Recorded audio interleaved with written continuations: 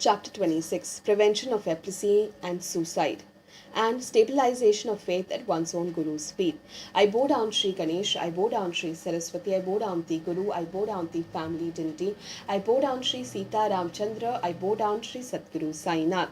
All objects of enjoyment relate to the elements and elementals. In fact, the entire universe is contained within the soul as a reflection of a city in a mirror.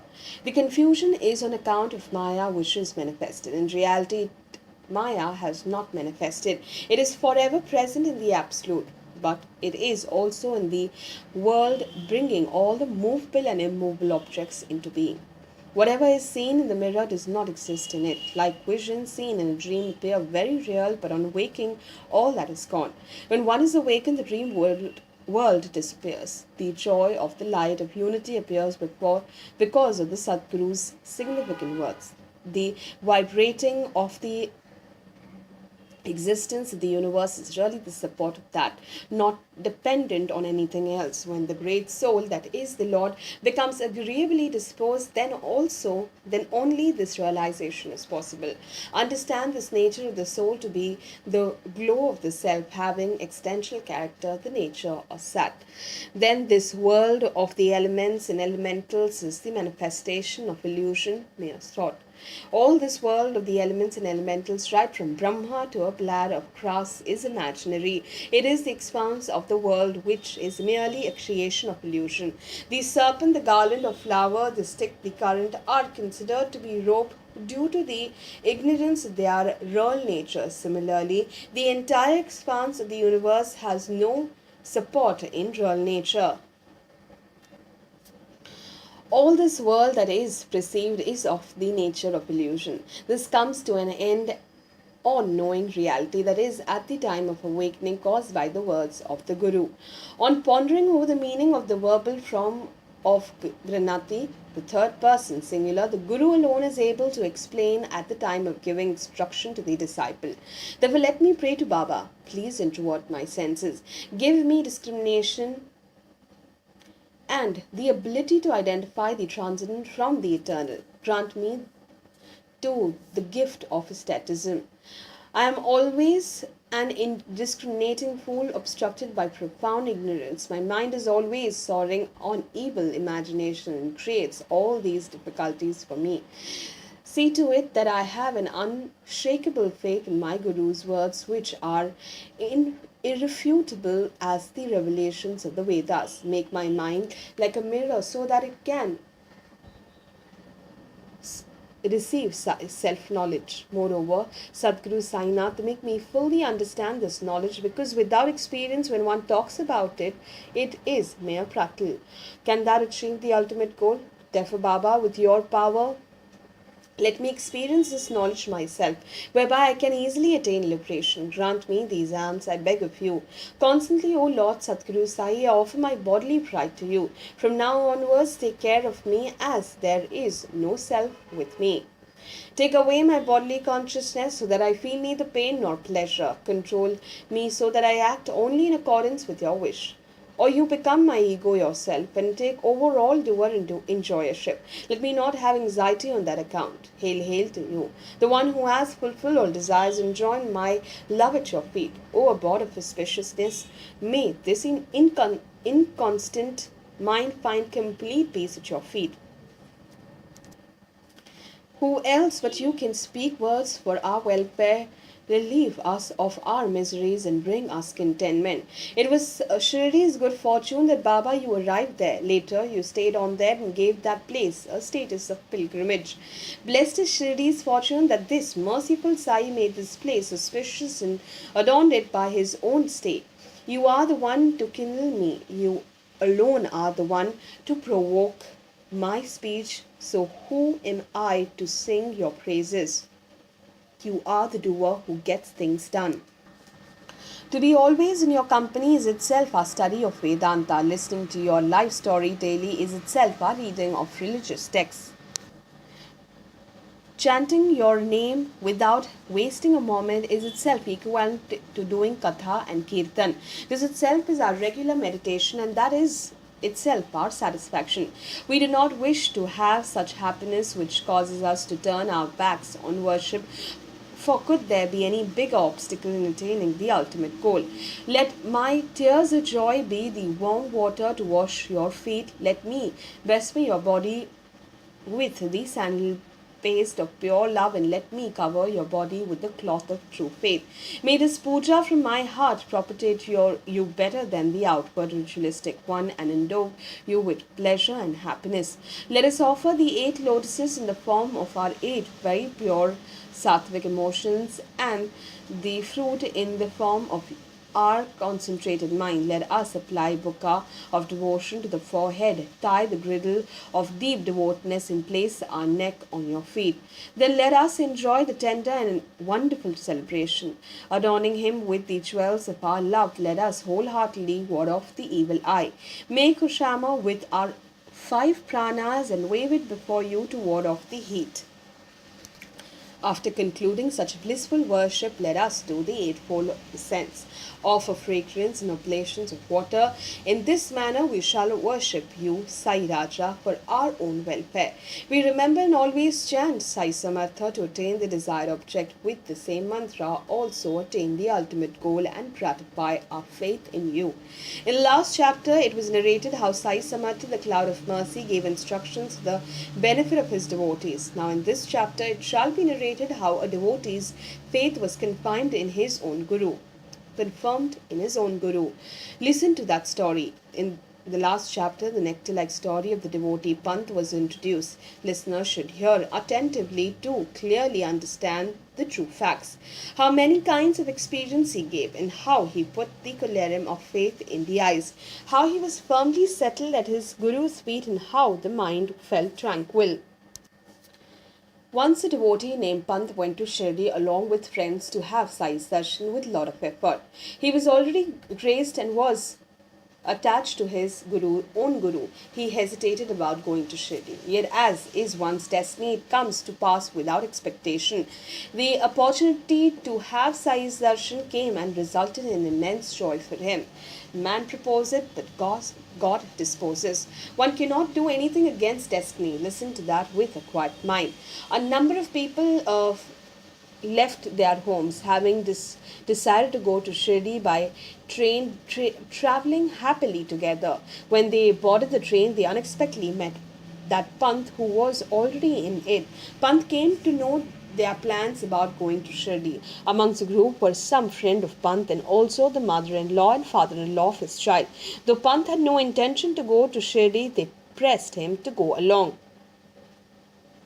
Initially, Pant also had the ticket for the destination he had in mind, but later he changed his mind. As the friends and father-in-law asked him to go with them to Shirdi, Pant agreed to their persuasion, though he had no desire. Pant got down at Virar while the rest of the group continued to Bombay. Pant borrowed some money for his expenses, and then he also went to Bombay. As he did not want to displease his friends, he obtained permission from his own guru and then came to Shirdi along with all the others happily. All went to the masjid at 11 in the morning. Seeing the crowd of devotees offering worship, they felt happy. Seeing Baba's meditative figure, all were filled with joy. Suddenly, Pant got a fit and fell down unconscious. There was no movement in his limbs, and he seemed impaired. Those who had accompanied him were very worried and frightened.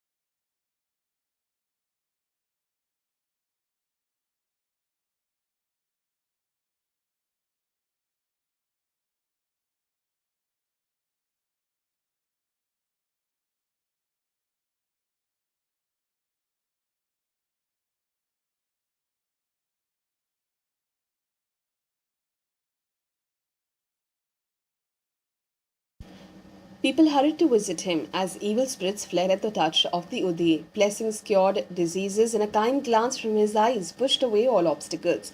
Having heard of such greatness from the Kirtans and books of Daskanu from one mouth to another, the desire for darshan arose in Harishchandra Pitle.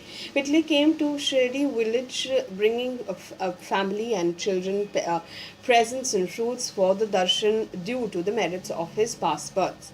The son was placed at Baba's feet and he prostrated before Baba. Then something extraordinary happened which very much disturbed Pitle. No sooner than the boy's eyes met Sai, the boy became unconscious, rolled up his eyes, and fell down all of a sudden. The parents became frantically worried. The boy fell unconscious on the ground. A lot of froth came out from his mouth. The parents were greatly disturbed and wondered what was their fortune. It seemed as if there was no breath. The froth continued from the mouth. The whole body was soaked with perspiration, and there seemed to be no hope for his life. These fits had happened frequently to the boy, but never had there been one of this intensity or duration. An attack of this kind had never happened before and would never happen again. It was as if he was about to die. The mother was unable to control the flow of tears, seeing the condition of her child. With what purpose did we come here and what has happened? The remedy has aggravated the condition. These feet, Sainaths, have proved ruinous. All our troubles in coming here have been in vain. Coming here has been like running into a house to escape from a pursuit of thieves, only to have the house collapse over our heads. That lady said. Our condition is like that of a cow running away from a tiger to save her life, only to run into the hands of a butcher, or a traveller tormented by the heat of the sun who takes refuge under a tree which uproots and falls upon him, or having faith in God one goes to the temple which itself collapses on one's body. Similar is the case. Baba then assured them, have a little courage and patience. Pick up the boy carefully. He will regain consciousness. Take the boy to your lodging, and in about half an hour he will return to life. Do not be unnecessarily flurried. So be it. Later they acted accordingly. Baba's words came true. Pitle and his family rejoiced, and all their doubts disappeared. On being taken to the Wada, the young boy became immediately to his senses. The worries of the parents disappeared. There was a lot of joy. Then Pitle came with his wife for Baba's darshan and performed the eightfold salutation with great humility. Seeing the son's recovery, he sat pressing Baba's feet with mind full of gratitude and happiness. Baba asked him with a smile, have the waves of doubt and desires abated now? Sri Hari would protect him who has faith and patience. Pitle was a wealthy man from birth. He came from a good and well-known family. He lavishly distributed sweets and dry fruits, and even offered fruits, betel leaves, etc. to Baba. His wife is of a very sattvic nature, loving, having faith and devotion. She would sit near the pillar, gazing at Baba. As she gazed, her eyes would fill with tears. She did this daily, seeing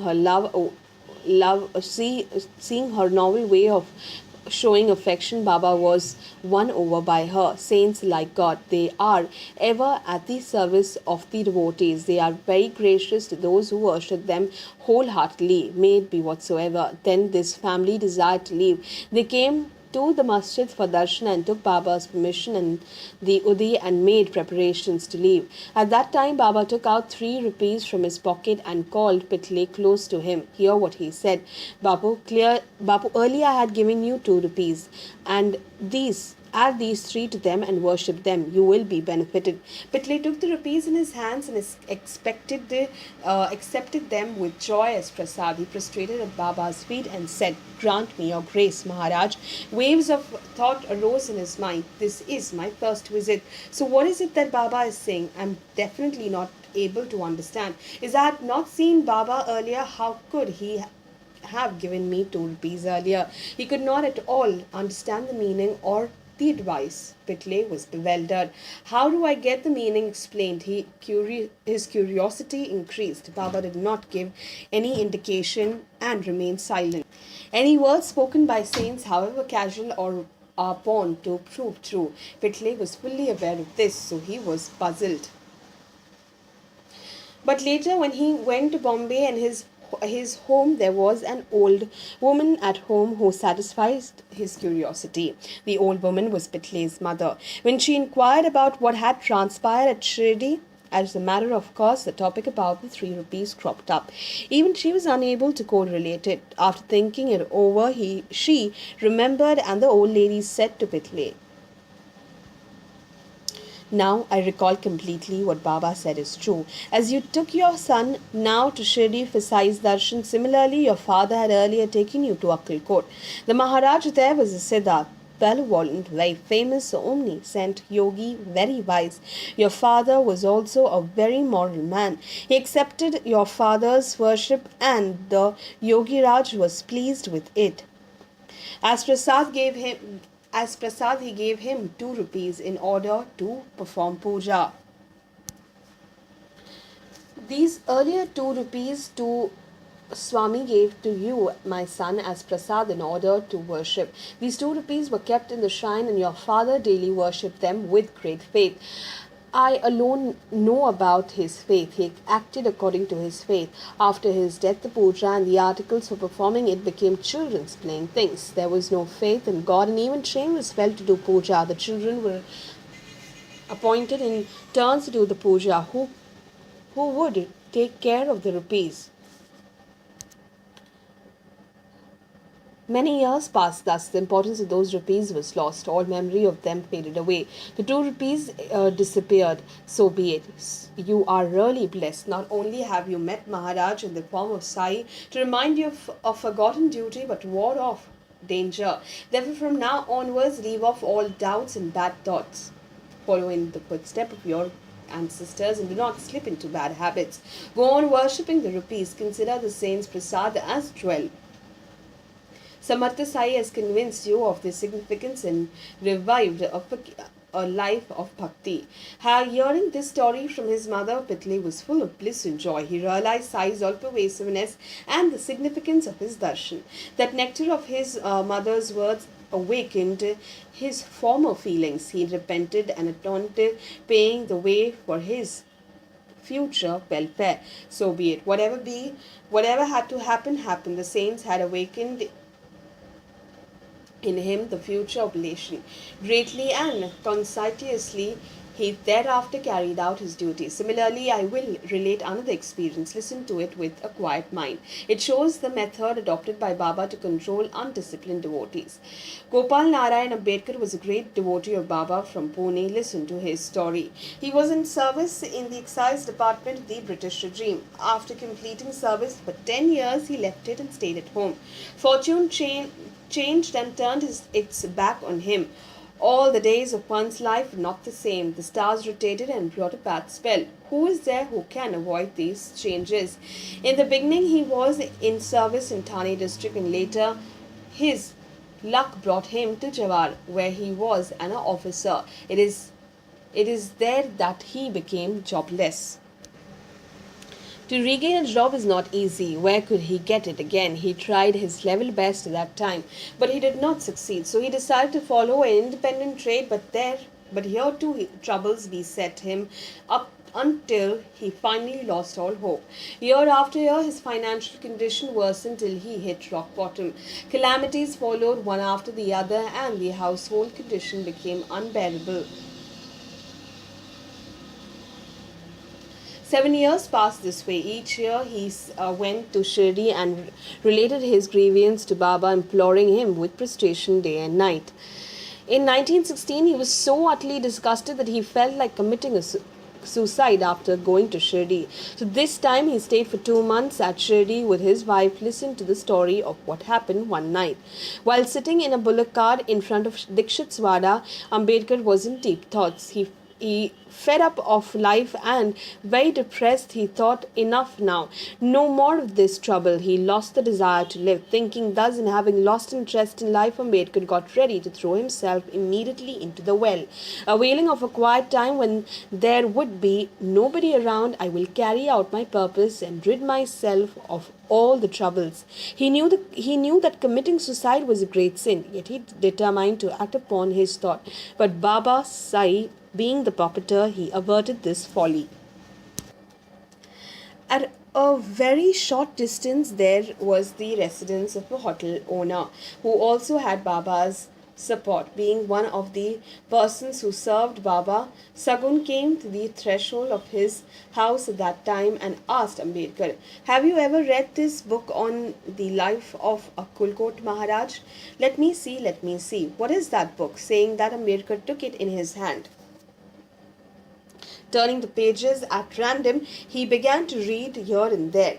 By wonderful coincidence, the subject which he came across was worth reading as it related to his inner thoughts. He was deeply impressed. I will relate for all the listeners a story that he came across by chance, giving the sum and substance of the story very briefly for a fear of lengthening this book. There was a great saint at Akkalkot. Maharaj used to be absorbed in meditation. A devotee who was grievously ill was undergoing unbearable suffering. He had served for a long time, hoping to be rid of the disease. He was unable to bear the pain anymore. He became very dejected. He determined to commit suicide, and choosing a time in the night, going to a well, he threw himself in it. Maharaj came there at that time and pulled him out with his own hands. Whatever is destined has to be borne fully, he advised him. All physical tribulation, diseases, even leprosy, and all other problems which we have because of our actions in the previous birth, unless they are fully born, we cannot be free from them, even by committing suicide. If this suffering remains unfinished, you have to be born again. Therefore, try to bear up with the trouble a little more. Do not kill yourself. Reading the story, which was apt for the occasion, Ambedkar was surprised and felt ashamed on the spot. Understanding Baba's all pervasiveness, Ambedkar realized that the fate due to the previous birth must be endured. He was made to understand this at the right time, and it was good that he had not attempted the reckless deed. The illustrative story was like a voice from outer space. It strengthened his faith at Sai's feet. Sai's deeds are unimaginable. Sai's warning guided through Sagun's words.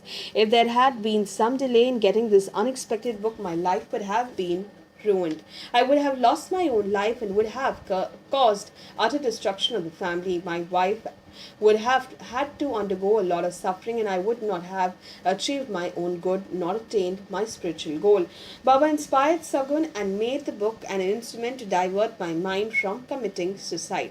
If such an incident had not occurred, the poor man would have unnecessarily lost his life. But where there is savior like Sai, who would be able to kill? This devotee's father had faith in Akkalkot Swami. Baba made him understand that he should follow in his father's footsteps. So be it. Later, everything was well. Those days passed. He studied astrology, putting in a lot of efforts, and that was rewarding. He got Sai's grace and blessing. Fortune smiled upon him. Later on, he became well versed in astrology, and his earlier adverse circumstances ended. His love for the Guru increased, and he achieved happiness and health. He had ease and happiness in family life.